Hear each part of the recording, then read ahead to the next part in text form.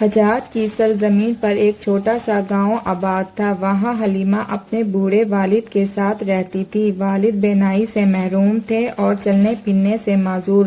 حلیمہ فجر سے پہلے اٹھتی، وہاں وضو کر کے تہجد پڑھتی، پھر قرآن کی تلاوت کرتی۔ اس کی آواز میں ایسی نرمی تھی کہ ہمسایوں کی عورتیں دروازے پر آ کر کھڑی ہو جاتیں۔ حلیمہ کا گھر کچا تھا۔ صحن میں ایک کھجور کا درخت اور 2 بکریاں کل کائنات تھی۔ شوہر یوسف مزدوری کرتا تھا، کبھی کام ملتا تھا اور کبھی فاقہ ہوتا، مگر حلیمہ کے لب پر ہمیشہ شکر خدا ہوتا۔ وہ کہتی تھی، رزق کا وعدہ اللہ کا ہے، ہمارا کام کوشش اور دعا ہے۔ وہ کھجور کے پتوں سے چٹائی بناتی، پڑوسیوں کے کپڑے سیتی اور جو مزدوری ملتی اسے 3 حصوں میں تقسیم کر دیتی، ایک حصہ گھر کے لیے، دوسرا مہمانوں کے لیے اور تیسرا یتیموں کے لیے۔ ایک سال گاؤں میں سخت قحط پڑا، کنویں خشک ہو گئے، کھیت جل گئے، لوگ مدینے کی طرف ہجرت کرنے لگے۔ یوسف نے کہا، حلیمہ شہر چلیں، شاید وہاں روزی مل جائے۔ حلیمہ نے سر جھکا کر کہا، پہلے 2 رکعت استغفار پڑھ لیں۔ رات کو دونوں نے دعا کی۔ صبح یوسف کا دل بدل گیا، لگتا ہے اللہ چاہتا ہے کہ ہم یہیں صبر کریں۔ قحط کے تیسرے مہینے ایک قافلہ گاؤں کے پاس سے گزرا۔ قافلے کے سردار کی بیٹی سخت بیمار ہو گئی۔ حکیم نے کہا، اگر کسی نیک بی بی کا دم مل جائے تو شفا ہو سکتی ہے۔ کسی نے حلیمہ کا نام لیا۔ سردار حلیمہ کے دروازے پر آیا۔ حلیمہ نے فوری طور پر چادر اوڑھی اور قافلے کی طرف پہنچ گئی۔ بچی بخار سے تپ رہی تھی۔ حلیمہ نے آب زمزم پہ دم کیا، سورۃ فاتحہ اور آیت الکرسی پڑھ کر دم کیا اور بچی کو پلا دیا۔ پھر ساری رات بچی کا سر گود میں رکھ کر یا کافی یا شافی کا درود کرتی رہی۔ صبح بچی کی آنکھ کھلی اور اس نے پانی مانگا۔ سردار خوشی سے رونے لگا۔ اس نے حلیمہ کے قدموں میں سونے سے بھری تھالی رکھ دی۔ حلیمہ نے تھالی واپس کر دی۔ چچا، میں دعا بیچتی نہیں، اگر نیکی کرنی ہے تو گاؤں کا کنواں پکا کروا دیں، سب کا بھلا ہوگا۔ سردار نے اسی ہفتے 25 مزدور لگوائے۔ 10 دن میں کنواں تیار ہو گیا، میٹھا پانی نکل آیا۔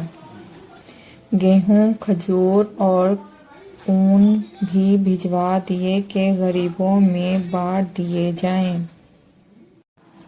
کنویں سے زندگی لوٹ آئی۔ لوگوں نے حلیمہ کو ام القاریہ کہنا شروع کر دیا، مگر حلیمہ کے مزاج میں فرق نہ آیا۔ وہ اب بھی فجر کے بعد قرآن پڑھتی، دوپہر کو بچوں کو کاتنا بنانا سکھاتی اور مغرب کے بعد بیماروں کی تیمارداری کرتی، جو اشرفیاں سردار نے زبردستی چھوڑی تھیں۔ ان سے حلیمہ نے ایک چھوٹا سا مکتب بنوایا۔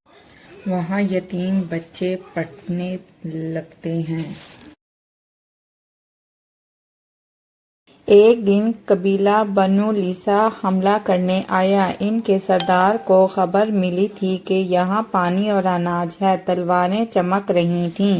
حلیمہ سفید جھنڈا لے کر اکیلی دروازے پر کھڑی ہو گئی۔ اس نے نظر جھکا کر کہا، ہم لڑنا نہیں چاہتے، اگر بھوکے ہو تو ہمارے ساتھ کھانا کھا لو، اگر پیاسے ہو تو ہمارا کنواں تمہارا بھی ہے، مگر خون مت بہاؤ، قیامت کے دن اس کا حساب بھاری ہے۔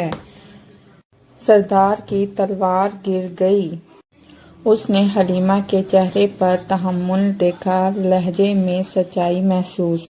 اس نے تلوار میان میں ڈالی اور کہا، جس قوم کی عورتیں اتنی بہادر اور رحیم ہیں، اس پر حملہ کرنے والا نامرد ہے۔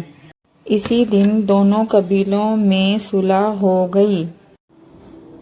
وقت گزرا، اس کا شوہر یوسف اور والد کا انتقال ہو گیا۔ حلیمہ اکیلی رہ گئی، مگر اب پورا گاؤں اس کا گھر تھا۔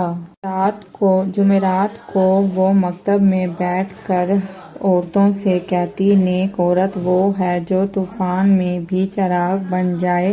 ہمارے پاس مال نہیں مگر اخلاق کا خزانہ ہے، اسے بانٹو کم نہیں ہوگا۔ ایک سرد رات تہجد کے وقت حلیمہ نے سجدے میں لمبی دعا مانگی، یا اللہ جب بلائے تو ایمان پر بلانا۔ فجر کی اذان ہو گئی اور حلیمہ سجدے سے نہ اٹھی۔ سارا گاؤں رو پڑا۔ بنو لیثا کا وہی سردار اب بوڑھا ہو چکا تھا، جنازے میں شریک ہوا۔ اس نے کہا، نیکی کی تلوار سب سے تیز ہے۔ آج اس کنویں کو حرا حلیمہ کہتے ہیں۔ وہ چھوٹا سا مکتب اب بڑا مکتب بن گیا ہے۔